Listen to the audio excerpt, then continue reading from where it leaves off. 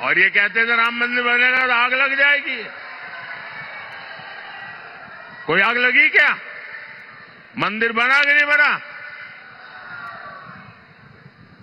और भाइयों बहनों, 500 साल के बाद जो सपना पूरा हुआ है ना, उसका कारण आपका एक वोट है। आपके वोट की ताकत है जिसने 500 साल के इंतजार को खत्म किया है। इस पुण्य के हकदार आप हैं जिनके वोट की वजह से पवित्र काम पूरा हुआ। भाइयों और बहनों, आपका वोट मजबूत भारत के लिए, एक मजबूत सरकार बनाने के लिए पड़ना चाहिए। अब मुझे बताइए, जिनके पास कभी 400 एमपी हुआ करते थे, वो पार्टी आज 250, पौने 300 लोगों को चुनाव नहीं लड़ा पा रही है। अगर सरकार बनानी हो तो 272 तो सीट चाहिए भाई। वो इतनी लड़ा नहीं रहे तो सरकार बनेगी कैसे? जीतेगी कैसे? और इसलिए जो सरकार बनाने के लिए लड़ ही नहीं रहे हैं तो उनके लिए आपका वोट बर्बाद करने की जरूरत क्या है? और इसलिए मैं आपसे आग्रह कर रहा हूं कि आप वोट दे करके सरकार को मजबूत बनाइए। और आप जब वोट देंगे ना, वो वोट सीधा सीधा मोदी के खाते में जाने वाला है।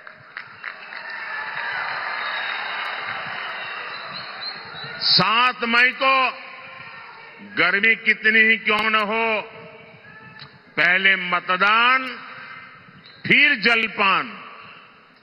मतदान किए बिना जलपान नहीं करेंगे, ये हमें संकल्प करना है। 7 मई को मेरे साथी रंजीत नायक निंबालकर जी को आप जो वोट डालेंगे वो मोदी की शक्ति बढ़ाएगा। माड़ा के लोगों से मेरा एक आग्रह और है,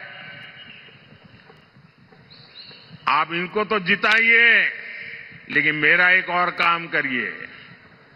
यहां से जाने के बाद गांव में, मोहल्ले में, परिवार में सबको बताना कि अपने मोदी जी आए थे और मोदी जी ने आपको नमस्कार भेजा है, प्रणाम भेजा है।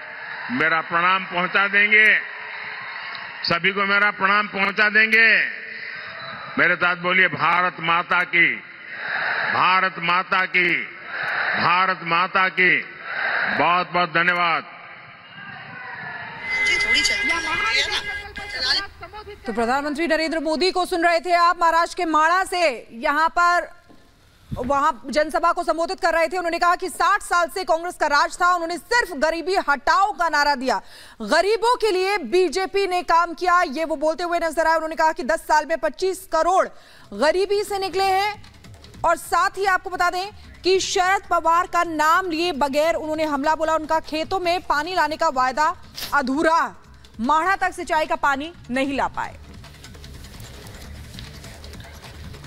तो प्रधानमंत्री नरेंद्र मोदी ने कई महत्वपूर्ण बातें महाराष्ट्र में कही हैं और कांग्रेस पर सीधे सीधे आरोप लगाते हुए कहा है कि 70 साल तक देश पर राज किया, लेकिन देश के लोगों से जो वादे किए वो पूरे नहीं किए, बल्कि अब वो विरासत पर टैक्स की बात करते हैं। उनके नेता, भले ही कांग्रेस के नेता इससे पल्ला झाड़ रहे हों, लेकिन उनके नेता के इस बयान से कांग्रेस की मंशा सबके सामने आ जाती है।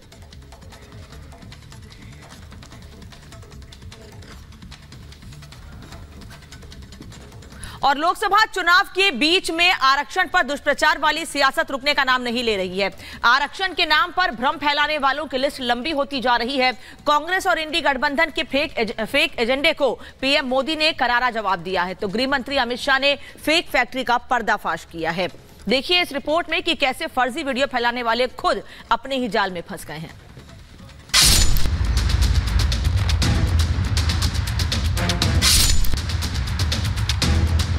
कि Bharatiya Janata party ST, SC, OBC के आरक्षण की समर्थक है।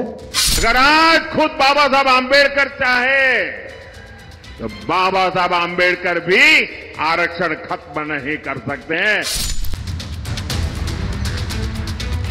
कांग्रेस से लेकर आरजेडी, अखिलेश से लेकर ओवैसी, मोदी सरकार के खिलाफ फेक नैरेटिव सेट करने वालों की लिस्ट लगातार बढ़ती जा रही है। फेक वीडियो केस में तेलंगाना के मुख्यमंत्री रेवंत रेड्डी समेत कई कांग्रेसी कार्यकर्ताओं को समन जारी हुआ है। दिल्ली पुलिस ने केस दर्ज किया है। असम में एक कांग्रेस कार्यकर्ता गिरफ्तार हुआ है, लेकिन अपने राजनीतिक फायदे के लिए फेक फैक्ट्री से लगातार झूठ फैलाने का खेल नहीं रुक रहा। चुनावी मौसम में आरक्षण के मुद्दे पर भ्रम फैलाने का काम शुरू हो चुका है। राहुल गांधी के आरक्षण को लेकर सवाल उठाने के बाद अब अखिलेश यादव भी उनके सुर में सुर मिला रहे हैं। एटा में चुनावी जनसभा को संबोधित करते हुए अखिलेश यादव ने कहा कि बीजेपी झूठ के आधार पर एक बार फिर वोट मांग रही है। साथ ही बीजेपी को आरक्षण विरोधी भी बता दिया। जो केवल भारत का नहीं, दुनिया का सबसे खतरनाक परिवार है। इन्हें हमारे आपके परिवार की तो चिंता है, लेकिन इनके साथ एक सबसे खतरनाक परिवार है जो आरक्षण खत्म करना चाहता था। अब वोट चाहिए तो कह रहे कि आरक्षण खत्म नहीं होगा, आरक्षण नहीं खत्म होगा।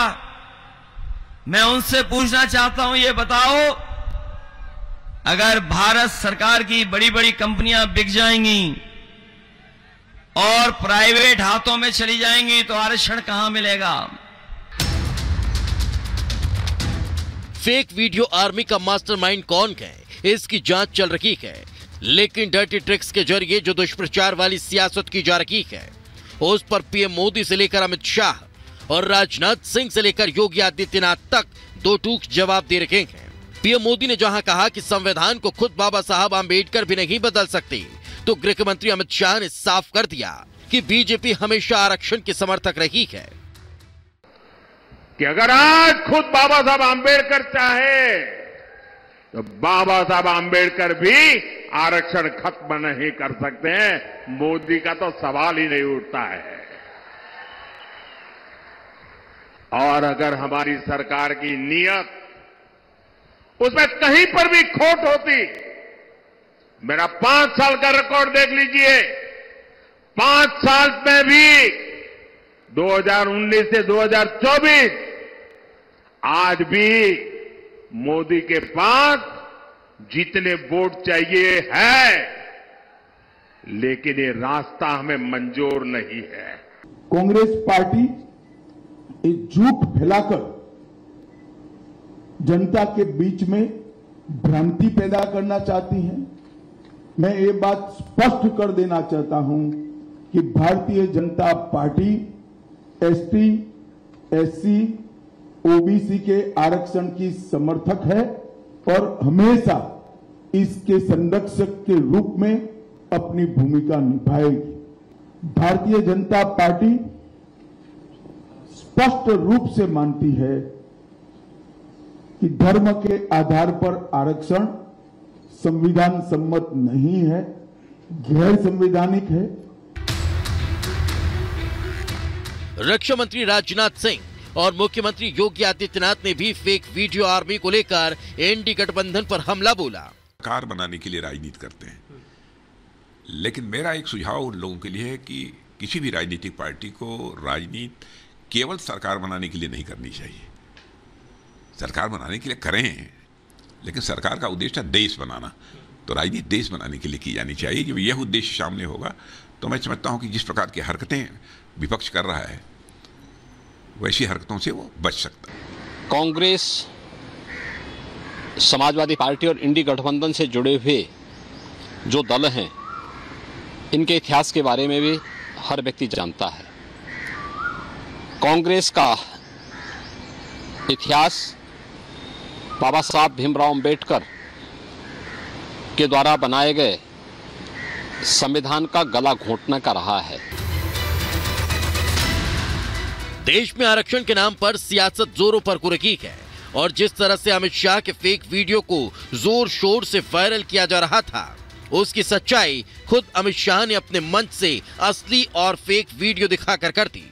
भारतीय जनता पार्टी की सरकार बनेगी तो एक गैर संवैधानिक एससी, एसटी और ओबीसी का है वो रिजर्वेशन को हम समाप्त कर देंगे। रिजर्वेशन को हम समाप्त कर देंगे। भारतीय जनता पार्टी की सरकार बनेगी तो एक गैर संवैधानिक मुस्लिम रिजर्वेशन को हम समाप्त कर देंगे। ये अधिकार तेलंगाना के एससी, एसटी और ओबीसी का है, वो अधिकार उनको मिलेगा और मुस्लिम रिजर्वेशन को हम समाप्त कर देंगे। अमित शाह के फेक वीडियो के बाद 8 से ज्यादा राज्यों में जांच शुरू हो चुकी है। दिल्ली पुलिस 15 से ज्यादा लोगों को समन जारी करने की तैयारी में है।